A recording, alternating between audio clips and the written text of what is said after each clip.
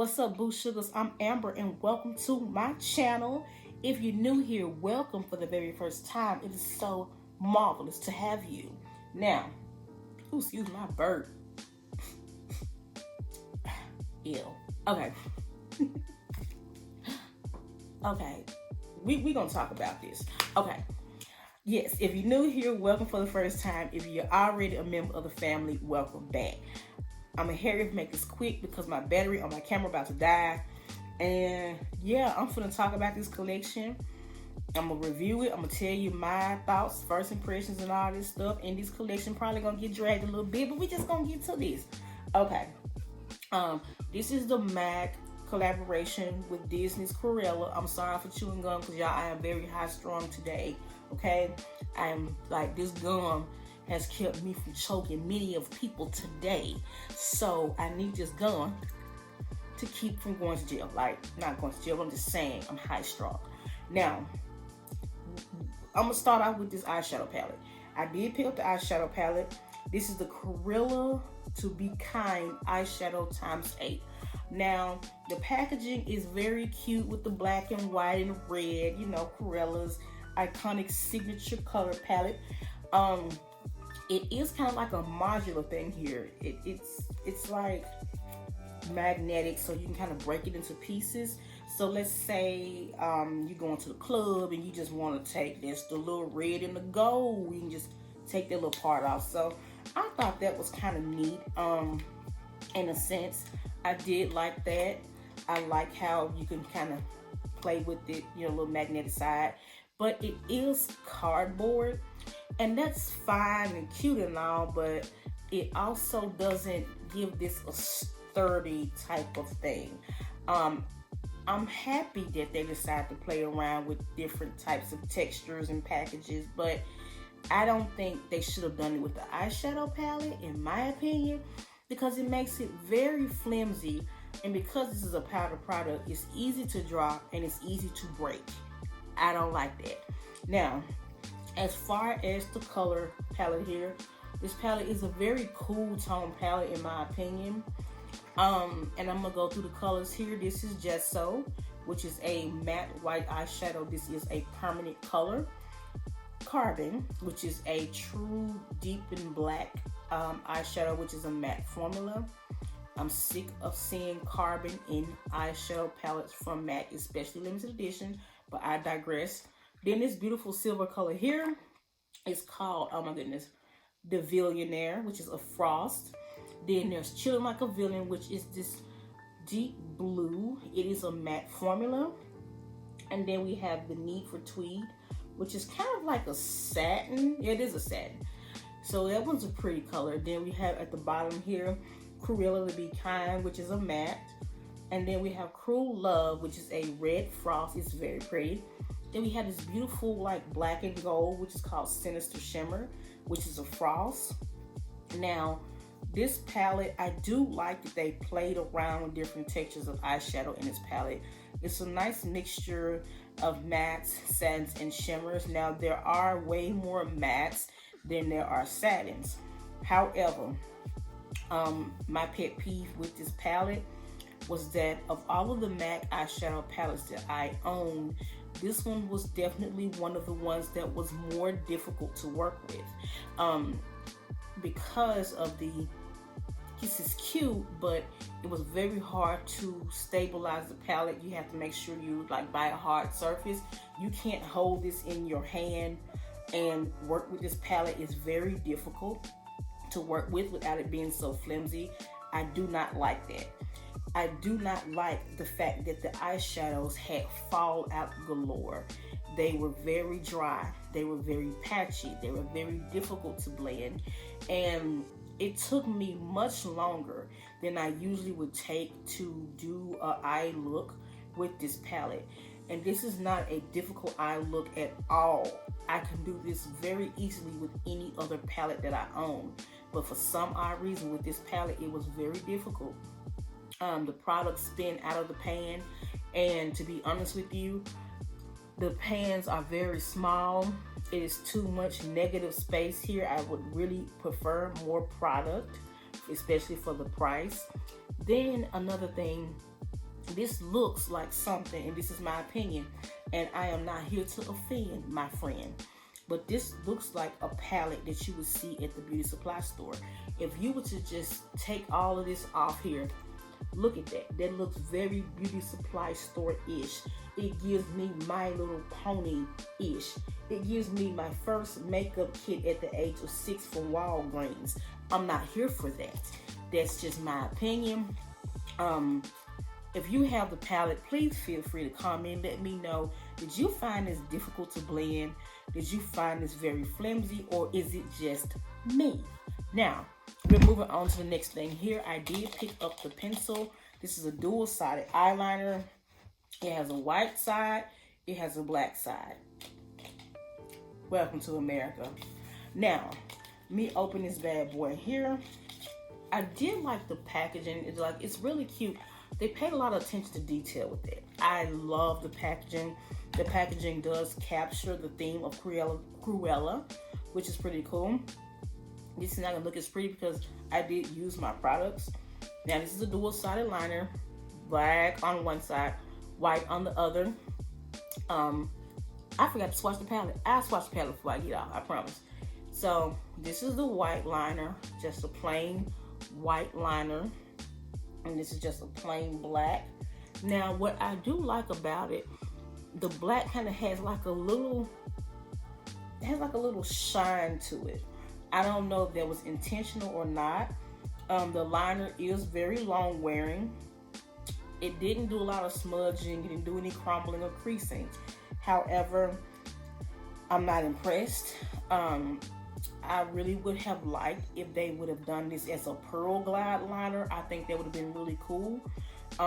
It would have been really nice to see a black eyeliner with red pearl glitter. Not so much as like chunky glitter, but something safe for the eye. But black liner with red pearlized effects in it, and then white with some silver pearlized effects in it would have made this a hit. But because this is just a plain white pencil and a plain black pencil on the other end, it's very, very, I don't give a shit. It's just basic. And for a package to be so cute and so well thought out, I just think they could have done something a little more fun with that pencil, but that's just my opinion. Now, I have some retro mattes here. I only picked up 2. There was a deep burgundy one, there was a neutral one, and then there was a red one. And the one I have is Glam Marquee and Queen of Mean. And I'll pull these out here. Queen of Mean is this very cool toned mauve-y neutral. It puts me in the mind of Top with Brandy, and Top with Brandy is a retro matte that I really do like. So I didn't have any problems with picking this up. Why can I open this? All right. And I have not used this one, so we're gonna see this one together here. And just a deep mauve nude, very pretty. It would be flattering to really any skin tone. So I have that. That is the Queen of Mean. And the packaging is very cute. I like the black and white here with the red rim. Same thing. Little writing and little drawings on the box there. That is very, very cute. Now, the next retro matte I have is the Glam Marquee. And I picked this one up. Beautiful deep in red. This puts me in the mind of High Drama. I did wear this, but I didn't wear it all over the lip. I use this as a liner. I like to use my retro mattes as a liquid lip liner sometimes. So there's that. Very pretty, but at the same time, none of these are colors that we haven't seen before. But this is cute. If you don't have a burgundy retro matte and you a sucker for packaging and you just want to step out and get something new, I would say get it. But if you already got stuff like this, honey, save your money for something else, okay? Now, lipstick wise, I did get Sweet and Vicious, and this sounds familiar to me. Years ago, MAC did another collaboration with Disney, which was Venomous Villains. It was Ursula, the Evil Queen, Maleficent, the guy. Oh my gosh, who was the guy from Princess and the Frog? I'm sorry, this gum. I'm sorry, y'all. And Cruella. I really believe that this is a re-promote. I could be wrong. I hope I'm wrong, because I'm sick of these damn lazy ass re-promotes. But this is the color here. It's a pinky peachy nudie. I got this and it was broke. It arrived to me broke, and I'm not happy about that. I need to email them. I don't know why when I order stuff from online, there's always something wrong. But I do have this on, and I have it on with a stripped down liner and a clear gloss. But this is that color here, and I'll just lean forward. It's very pink on the back of my hand, but on my lips, because my lips are naturally dark, it does kind of neutralize it a little bit. And the final lipstick, the final product from this collection that I picked up was a lipstick called The Veil in the Details, like Devil in the Details. I thought that was a cute play on words, and I have worn this one. It is a red, kind of pinky red, and I'll just swatch that here. And these are both a matte finish. That is the red. It puts me in the mind of like Red Rock. It's not a blue based red like Ruby Woo, and it doesn't have that orangey undertone like Russian red. It is very much just a clean pinky red. That is all that I picked up. Now, as far as me recommending this collection, I cannot, with a honest conscience, recommend this collection. Is the collection terrible? No, it's not. But I don't feel that it's worth the money. I would say if you already have colors like this, and I mean, if you're like a huge Disney fan, I would say grab it all, because there were still things I skipped out on. I skipped out on the red retro matte. I skipped out on the burgundy lipstick. I skipped out on the brushes and the face powder. The face powder, those are very hit or miss. Sometimes they say they're universal, but they're not always universal, so I skipped that. But if you are a Disney fan, I would say go for it. It's a cool collector's item to have. However, if you are not a huge Disney fan and you have colors like this, you are not missing out on anything. I would say save your money. And I'm finna give y'all a little teaser here. There's a collection that MAC will be releasing at the end of this month. It's called Botanic Panic. Now that is the collection to buy. It's going to have a 15 palette. I mean, is it 12 or 15? I think it's like a 12 shade palette.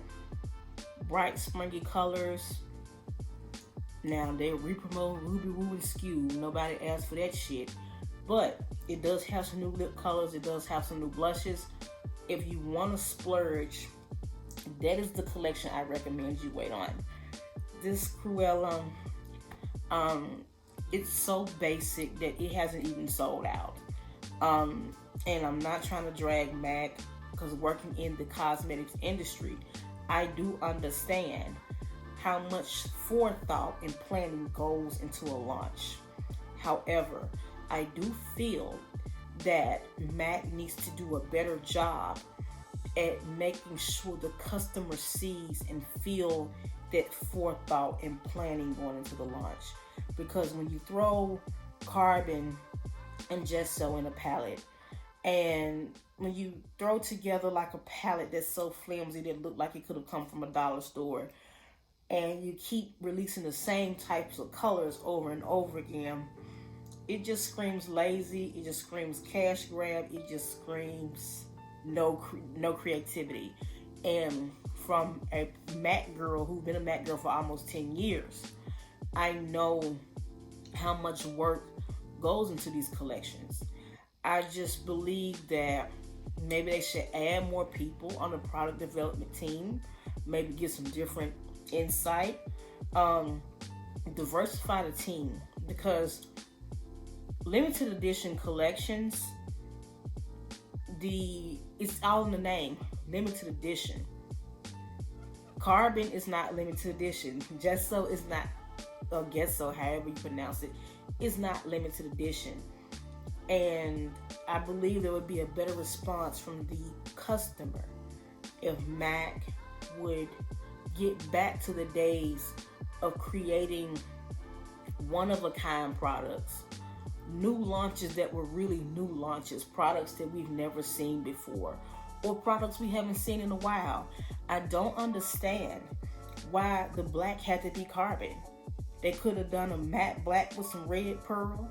They couldn't, well, with red glitter, it could still be a matte. They couldn't have done Niru, which is a discontinued matte black that was a great seller. People would have been excited about that. I mean, I just really feel that, sorry, I'm just itching. I really feel that this collection was a bust, in my opinion. A lot of opportunities missed, in my opinion. Oh, and let me swatch this. I did say I was gonna swatch this, so y'all can see what this looks like on brown skin. So there's Gesso. There is Carbon, child, honey, old Carbon. Then we have this little pretty blue here, and there's the silver. There's the Need for Tweed. How can I? That was my favorite color in the palette. That was really pretty to me. Then we have this one here, which is that neutral, and we have this black and gold, which this one's my second favorite color. Very pretty. That one's so pretty. And then we have this red, which is like my third favorite. So yeah, those are the colors from the eyeshadow palette. Sorry about that. But yeah, I need to wrap this up. This video is getting kind of lengthy. But yeah, no, I don't recommend it. Packaging is cute, not sturdy, not durable. Colors, meh. If you're a collector, get it. If you're not, forget it. But yeah, that's it for me. I love you all. Make sure you like, subscribe, comment, and do share this video. Y'all will be seeing me again pretty soon here. I'm still as inconsistent, and it's not because I don't care. Like, I promise y'all, it's not because I don't care. It's not. Sis just trying to get it together. But anywho, thank you all for your continued support. I love you all. For those who are already here, thank you for coming to see me again. For those who just came here and who are new, thank you for coming to see me. And I got all these cute little colors on me. But that's it. That's all. Don't have no more. Love you, Boo Sugars. Bye.